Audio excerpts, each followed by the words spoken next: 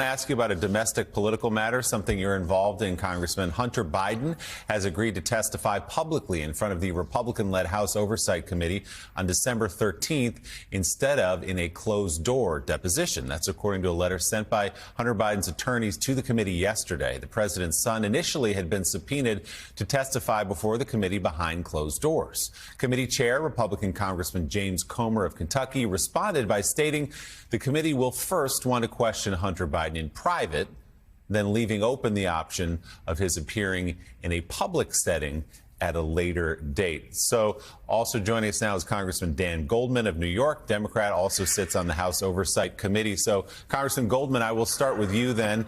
This looks a lot to us. We've been discussing this morning like Hunter Biden calling the bluff of the leadership of the House Oversight Committee, saying, I'm happy to tell you everything I know, but I'm not going to let you manipulate what I say by doing it in closed doors. Do you think he'll get the chance to speak out to the public and in front of the wider committee? Well, let's take a step back. The last gasp play here by Chairman Comer as part of this completely failed investigation was to send subpoenas to Hunter Biden and all of the Biden family members, including grandchildren and daughters-in-law and widows of Beau Biden. In reality, what they wanted was for the Biden family to refuse to come in. And then they could argue, oh, well, there's obstruction of justice, and because there are all these allegations out there and they refuse to answer them, then you American people must accept the allegations. So the fact that Hunter Biden is willing to testify at all is calling their bluff and is eliminating this last-ditch effort to try to salvage this investigation. He then took it a step further. And I think very correctly, because I've been in these closed-door transcribed interviews where Republicans come out and completely misrepresent the testimony of the witnesses, cherry pick it, mislead, provide disinformation to somehow support their completely baseless allegations. And Hunter Biden is saying, I'm not going to be subject to your control over my testimony. I'm willing to do it. I'm happy to do it. I'm happy to answer all your questions, but I'm just going to do it so that the American people can see for themselves what I have to say. And it is baffling, Willie, that the Republicans are saying no. They don't want the American people to see what Hunter Biden has to say because they know that it will be the final nail in the coffin to this pathetic, failed investigation. So, Congressman Moskowitz, off of what Congressman Goldman just pointed out, if Hunter Biden says, look, I'm on record now as saying I will come before the committee and answer any question you ask under oath, any question at all, I'll answer it. The committee obviously says, no, you have to come in. We want to take a deposition in private. What happens? What would the next step be if Hunter Biden ignores the subpoena to come into a deposition privately? Well, I would argue that he's not ignoring the subpoena. In fact, he's complying with the subpoena by coming. It's going to be very hard for them to try to hold him in contempt when he's saying, I'm going to comply with the subpoena.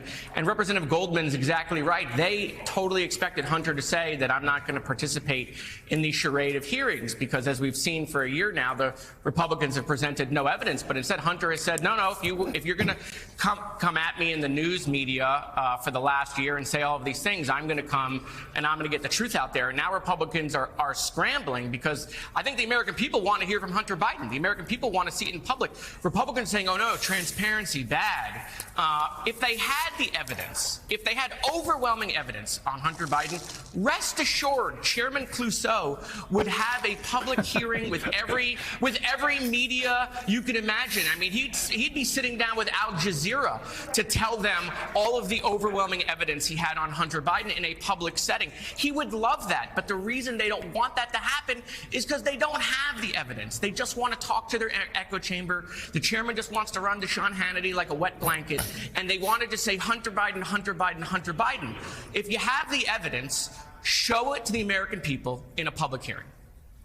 Congressman Goldman wanted to end by speaking about one of your colleagues, Congressman Santos. You have been an outspoken critic of the rookie Republican lawmaker who is facing an expulsion vote this week, could be in a matter of days.